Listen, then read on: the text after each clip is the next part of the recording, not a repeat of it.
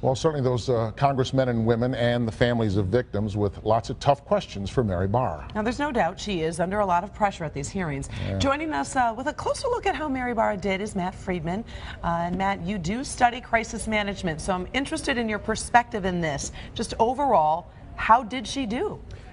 Karen, I think she did very well under the circumstances. It's important to keep that in mind. I do study crisis management. I've been inside of companies on very tough days, and make no mistake about it, today was a very tough day at GM. It started at 10 in the morning when the families of the crash victims spoke to the media along with members of Congress. It continued in the halls of Congress and into the committee room where Ms. Barra had some very tough questions from some politicians who are interested in attention on her, but also attention for themselves. Matt, there were times that I thought Mary Barra sounded evasive. But the flip side of that is there were many questions that required yes-no answers when yes-no was not a sufficient way to answer it, and I think that put her in the tougher spot. Were the questions fair today? Many of them were not. This is a very complex situation. The committee admitted that they looked at 200,000 pages of documents. So how could she be expected to know exactly what was in every document, and how could she be expected to answer questions about a very complicated situation in a simple yes or no way?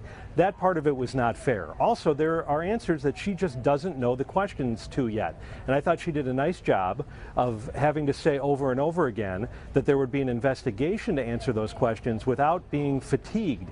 That's tough to do. To have to answer a question the same way dozens of times is a tough thing for a spokesperson to have to do. And we've heard her many times mention, she is a mother, she has children, she cares for these victims' families. Do you feel like that emotion got across, and did that have any impact in terms of whether or not they really trusted her testimony? I think at times it did, but at times it was hard for her to show any emotion or humanity because she was just trying to answer the question as best as she could. But she used some interesting terms like moral obligation. Those are terms I know that GM's legal staff did not want the company using very early on in this crisis. It's also important to remember that Mary Barra was the only one testifying, the only one really speaking in that room that had any legal restrictions put on her whatsoever. The members of Congress could basically ask whatever they wanted. The families of the victims this morning could say whatever they wanted. She was restricted by legal considerations, and I think we have to keep that in mind when evaluating her testimony. Well, and they danced around all day the words responsibility and liability, which are very different, very, very different. Yeah, very tricky. The court of public opinion is looking for one thing today, but she was also thinking of the court of law, and it's almost inevitable to think that GM is going to end up there at some point. All right. Matt Friedman, we always appreciate your perspective. Thank you so much. Anytime.